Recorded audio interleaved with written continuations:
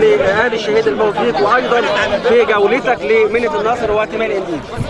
انا بقول ان الزياره دي واجب وعلينا كلنا ان احنا نقف جنب اسر الشهداء، الناس اللي ضحوا بدمهم وضحوا بارواحهم في سبيل الحفاظ على مصر وعلى امن مصر، واحنا كلنا مع اهل الشهيد واسرته، وده اقل واجب نقدر نعمله.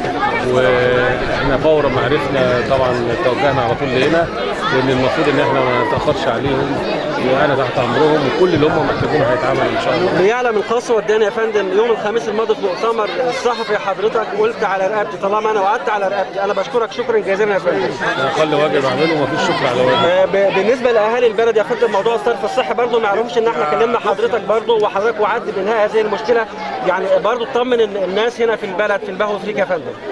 ان شاء الله باذن الله كل مشاكل الصرف الصحي باذن الله، احنا مش عندنا هنا بس، احنا عندنا 40 قريه في محافظه الدقهليه عندنا مشاكل في الصرف الصحي، ان شاء الله هيبقوا ده ليهم الاولويات في الخطه الجايه ان شاء الله باذن الله ان شاء الله. يعني هل نقدر نقول يا فندم يعني خطه معينه للانتهاء من هذه المشاكل الصرف الصحي؟ انت عارف ان الخطه بتتحط بناء على الامكانيات والموارد المتاحه، وبناء عليه الصرف الصحي له الاولويه الاولى بالنسبه لنا، ولا القريه المنعدمين اللي هم ما عندهمش خدمات هيبقى لهم الاولويه الاولى قبل اي حاجه ثانيه. معالي المحافظ، ان نلت حسن السنه فقد نلت مكرومه، وليس تبغي بما قدمته بدلا، ان الثنى لا يحيي ذكر صاحبه كالغيث يحيي نداه السهل والجبل. اشكرك شكرا جزيلا، وربنا يبارك في عمرك بالتوفيق يا فندم ان شاء الله، والبلد يعني على راسنا يا فندم. على شكرا يا فندم. كل المواطنين على راسنا من فوق ان شاء الله باذن الله، في خطه معموله مستهدفه كل قرى محافظه الدقهليه، والمواطن البسيط عندنا اهم من المواطن اللي هو يقدر يعرف. اسمح لي يا فندم، عارف حضرتك رايح تميل لسه في سؤالين من البلد. عليك خدنا خطوه كبيره جدا في مثلا، خدنا خطوه كبيره جدا في انشاء مدرسه ثانوي هنا في البلد.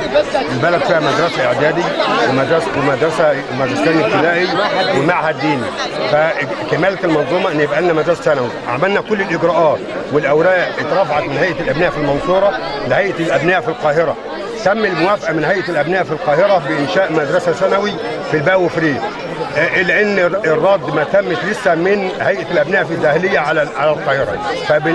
يعني بنطلب من معاليك بعد اذن سعادتك ان احنا بس المنصوره نستعجل الرد من المنصوره على القاهره. هو بس عشان المدرسه دي لا في اتجاهين في المنطقه الاولى، ناس عايزاه في البهو فري، وناس عايزاه بعد القريه الاولى. بس اتفضل يا باشا، اتفضل يا باشا. في جزء عايز المدرسه هنا، في جزء عايز المدرسه في المنطقه الثانيه. تمام. يعني على اساس المنطقه الثانيه اقرب لا هو احمد بيه عارف الموضوع. اتفضل يا باشا، اتفضل. كمل انت. لا احمد بيه